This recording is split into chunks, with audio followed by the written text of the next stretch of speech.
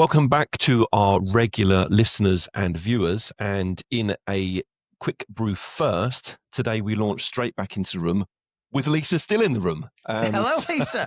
Look at me. I'm still here. They couldn't get rid of me. I'm too bloody interesting.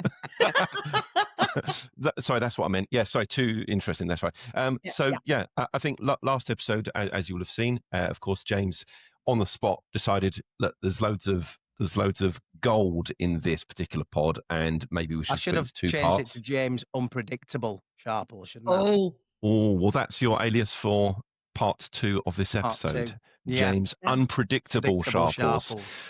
So I think one of the hooks, Lisa, that you offered to us in part 1 was pitch slapping, which I've heard of. And I know exactly where you're going with this, but for the guys that listen and consume this wonderful content, can you please share what on earth you're going on about, and why you detest pitch slapping? Well, me and every other decision maker going, right? So we all know that sales is about relationship building, right? And some genius technocrat somewhere decided that they can do a whole load of marketing cadence, and they'll throw a whole load of stuff in, and then they'll AI and they'll dripify and they'll all of this kind of rubbish, which pisses people off, especially like me. Not that I get it is literally one of the things that makes my blood boil. So pitch slapping is where somebody connects with you on LinkedIn or any other or other platforms are available, and then just launches into their pitch, right? Okay. It's like, you don't know me. I've had people pitch stuff to me that I already do, and I'm like, seriously, like, that really annoys me as well, is when it's the same business as you and they've not even bothered to do any research. When I was speaking before about your LinkedIn platform and not being able to approach somebody about business, I wasn't talking about going straight into a pitch.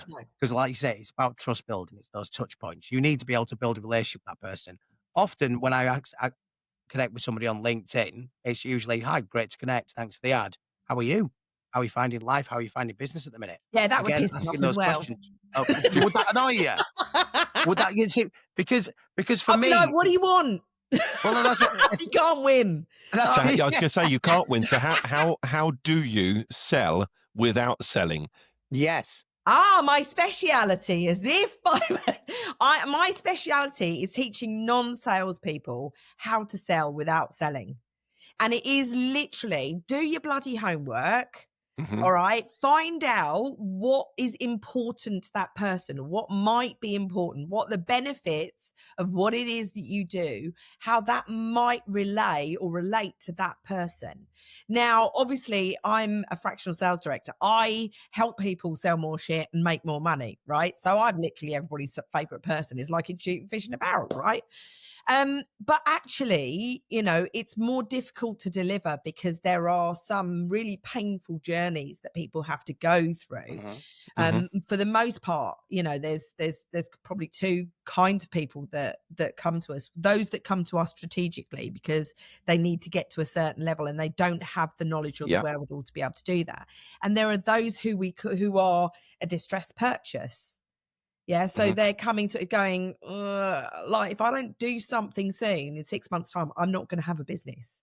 Yeah. Yeah, so find out what's important to them. Find out what kind of customer. Let's. You can make some assumptions, but they're always a dangerous thing, right? But like, it's the blind keyboard warrior. Blank. It's not even the keyboard warrior, is it? They've basically just got one spiel that might have worked for them once or twice before, and then it's basically copy and paste, change the name, change the company name, send. Copy and paste, change the name, change the company name, send. First name, second name. Lazy sales. Now, the reason I would leave anything talking about business until the second message. So my message was great to connect. How are you? How are things? Business. To open that door to let them, if they want to tell me anything, not brilliant at the minute. But then that's when I go into the second one from then on and said, if they do come back and say, what do you want? Or they've got some other, any other message. Yeah, I'm great. And it's just as blank as that. And it's a cut off. For me, that's when I go in and say, look, I noticed you've been doing some great things within wellbeing. I was particularly impressed with X. How did that go? I'd love to learn more about your business, and then obviously find out any gaps where Wellity could fill. And that's where I get to. I would do that first. So See, I I do that first because it's a case of, and I talk about honesty, like the pitch that I get. If people send me a pitch and then, all of that sort of stuff, let me rant a little bit longer, then we'll go back and do what the other thing. Yeah. Is that literally, it's like we say that like sales is like dating. Absolutely is. That's like going in for fourth base when you haven't even like bought Found out the net. Yes. I'm trying to keep it clean, right? It's going to the dinner table and dropping your pants before even getting a drink in it. Exactly. Exactly. You won't do that again, will you, James? I will do that again. He does it all the time. But for me, it's about the reason it's the reason I've reached out to you is because I believe XYZ from what I've seen of you. If that's something you want to talk to me about, great. If not, enjoy my content, get to know me. I'm glad you said that as well, the pointing to the content, because that's something and a tactic that I've used that's always really worked. And this is something that I've convinced Wellity to do where we're at currently. And we do this anyway because we were doing, as a company, the core ethos is help first, success follows. Sade is very much like that as well. It's one of the reasons I'm at Wellity is their core values really are they want to help as many people as they can. Amen. The stats that are celebrated every end of year is how many people we've helped over how much money we've made. I really love that about the company. Good metric. But we obviously do a lot of free masterclasses surrounding this as well. That's true. So my tactic on that is, like I said to Sadie, well, what I'm going to do is because, again, it's that people buying into you and trusting you, is say, look, I know you're not just obviously going to chuck loads of money at me. You don't know me from Adam. However, if you want to see what we're about, here are these masterclass sessions. Come along, see what you think we can do, and then maybe we can have a chat after that. It's about where people don't just go in with a cold sale and say, I will do this for you. It will cost you this. And like you said, pitch slap initially straight out of the gate because they haven't got any trust in you. And if anything, you're shooting yourself in the foot for any future opportunity. It is rude. It is rude. It's like, learn some bloody manners, right? It's rude. Salespeople. It's just bloody rude, all right? People need, like, there's so little care, right? There's so little care. Like, if you are just present with someone in the room, it can change their day, right? And there's so little of that because we're all running around in our own little agendas and all the rest of the stuff. And this is where people get their proposition wrong or their approach wrong or their route to market wrong because they're going, well, I'd buy it because of this. And it's like, but you're not buying it, are you? Somebody else is buying it. You have to change your attitude so that you understand your buying market and what's important to them. And to be able to do that, you need to do your research. You need to be invested. If you don't invest in them, why the hell are they going to invest in you? And one thing I always totally agree. The one thing I always say to salespeople as well, and again, this comes back to that it's a people-based business. And like I say, it's like dating. If you don't fancy somebody, despite whatever qualifications or whichever they have, you're never going to go for them. So when we talk about USPs and unique selling points, no such bloody thing. Thank you. So USPs, your USP is you. Your unique selling point is you. If people like you, unique. If they like you, they trust you, they're going to buy from you. Don't whittle off with this crap of, well, we've got this demographic or this particular solution is. If they like you, they're going to buy from you. So just be true. Yeah. If there's a strong and urgent need, you have to it's just as important to qualify people out as to qualify people in. And these things like, oh, we can sell to everybody. Oh my God, if I've heard that, just stop it. Talking about qualifying people out. Yeah.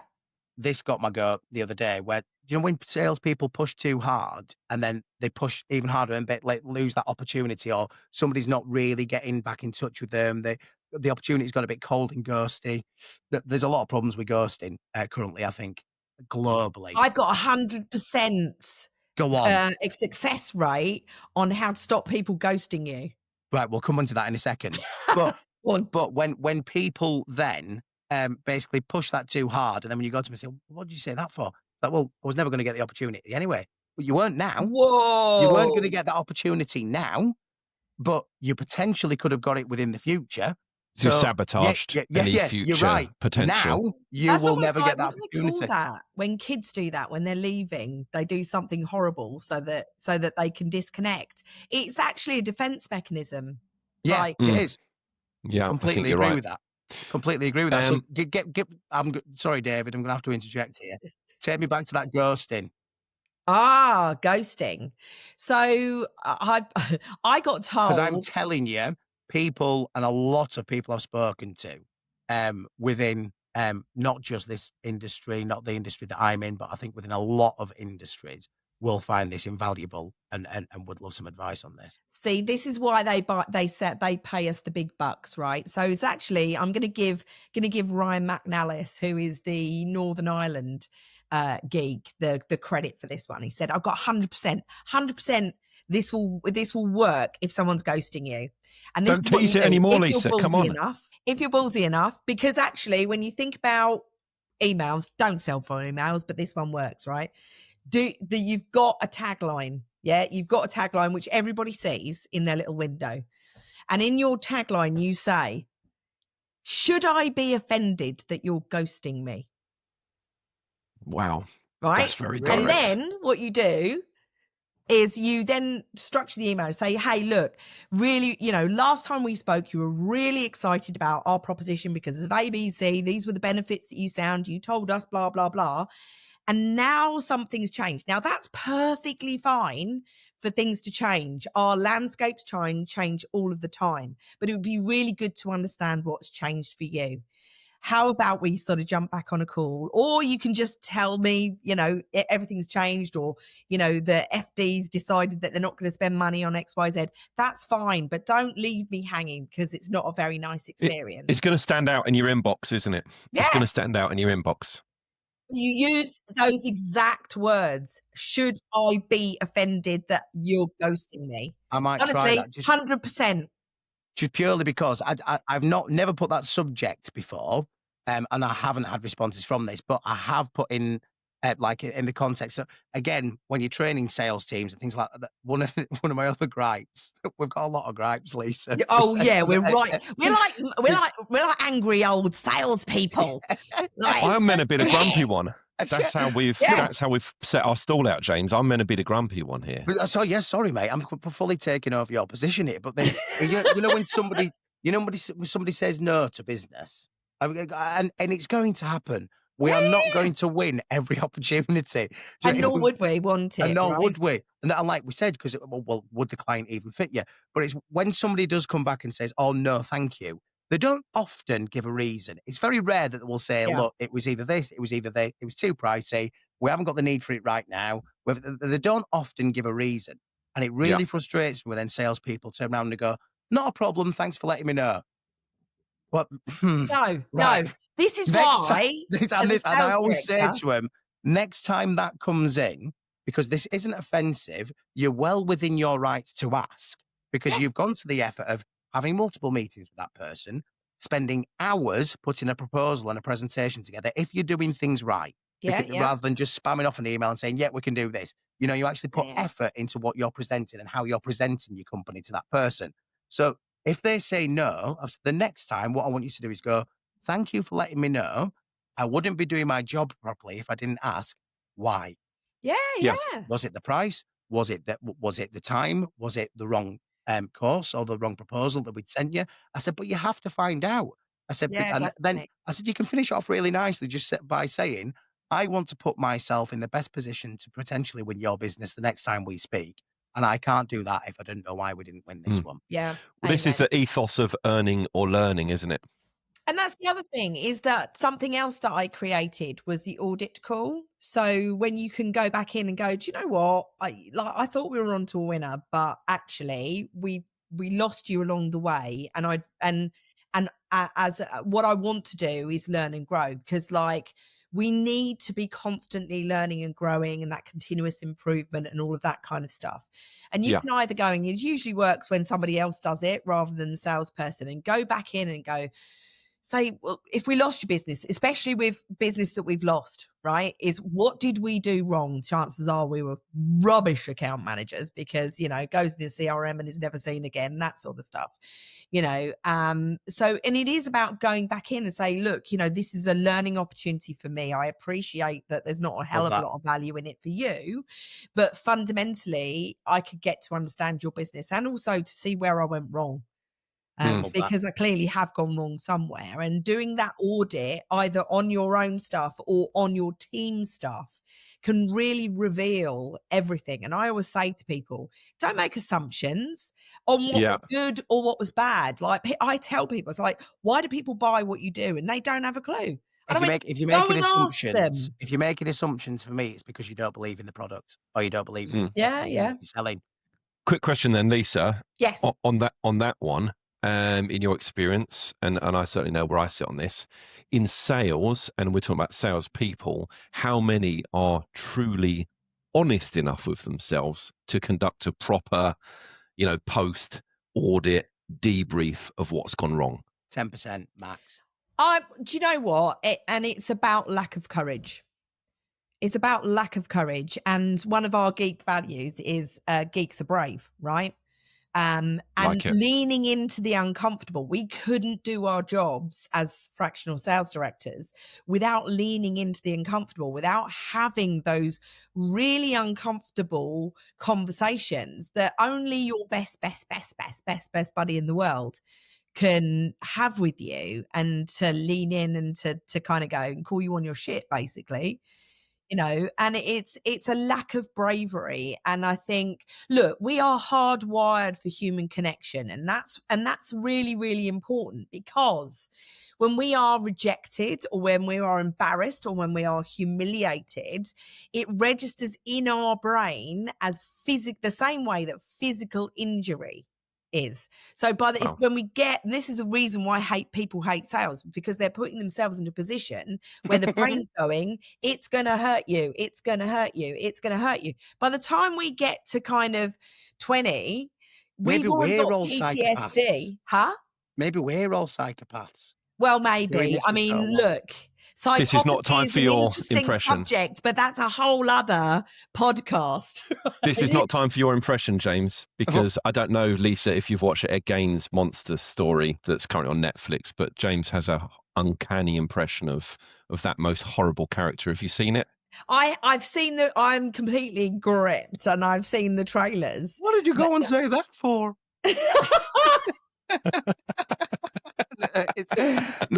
One thing I'm interested in hearing your opinion on as well, Lisa. When you get that, so and so's cheaper. Good. So price objection. I always tell people that I am expensive. Like I am. Look, I will give you for every pound you give me. You're not expensive. There's value. And this is. I like to be expensive, love. Don't you worry. I've had salespeople do this before, that then try and over pitch against the proposition. No. My prime tactic on this: just ask the person that's there in front of you, or that you're on the phone with. Okay, well, let me ask you this: if our proposition and their proposition were next to each other there and now, and they were both the same price, which would you go for? 9 out of 10 times, they're going to say, well, yours. All right. Can you tell me why? I love that. Tell me that to me. They're then selling your product for you, and they're selling it back to you. And at the end of that, you can just go, so it sounds like we are the best solution, in essence. So would you say there's more value rather than we're more expensive? Would you say there's more value in what we're offering? Exactly. That's top tip of the day, that one. Psychology of sales. Price is only a problem in the absence of value. Yes. And that's what, because do you know what? If it was all about price, then Apple would be out of business, because they are far more expensive than anybody else. So, and what about premium brands, right? It's a case you don't want to be the cheapest. If you're a cost merchant, it's a fast way down to the And for me, it goes back to, is your client worth it to you? We're not going to be Yes. for everyone. No. What we're so we don't have to sell to everyone. Everybody's not going to buy our services. Nope. Just find the people that are going to find it worthwhile, Yes. that do want that premium service, that do want to work 100%. alongside you. Then price doesn't come into the equation. Yeah. Yeah. So, Lisa, we are now nearing the end of part 2 of this. Is it where we get a part 3?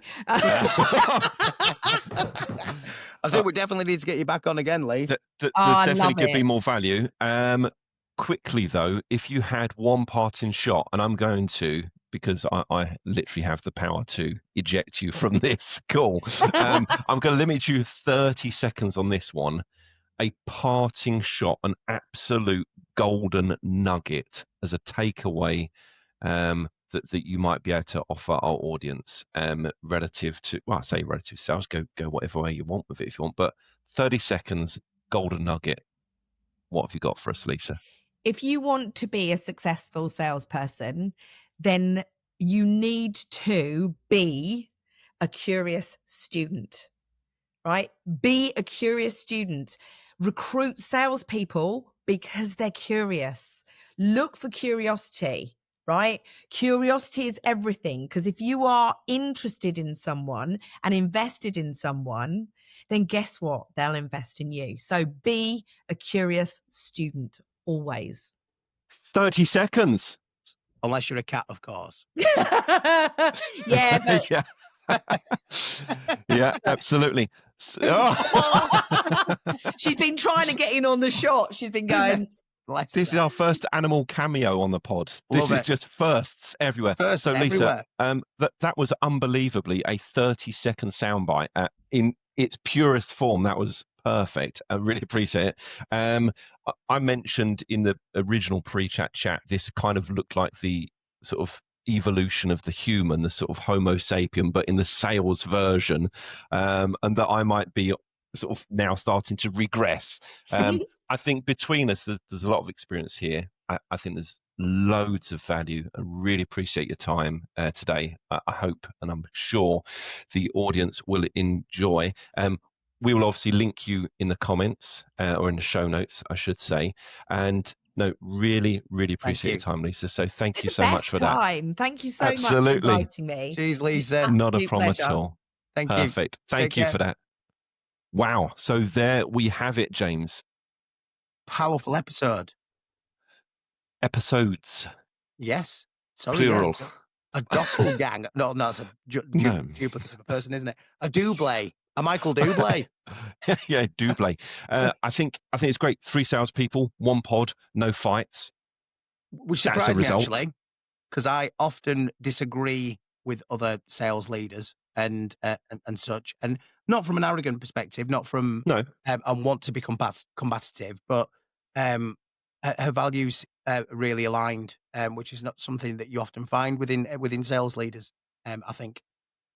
I think you're right, but there was a common thread, which is the human-centric and the compatibility piece throughout both of those. So whatever we're talking about, whether it be tech, whether it be engagement, whether it be LinkedIn, whether it be phone calls, at the heart of every successful sales process, or even those that don't initially become successful, but you want to revisit, debrief, and understand, it's all about that human aspect. And I know we bash tech a little bit, but it prevails. Human-centric compatibility prevails. So I think that for me was probably one of the things that was most resounding in that double episode, which was a good idea. I like that idea. I think it came across well.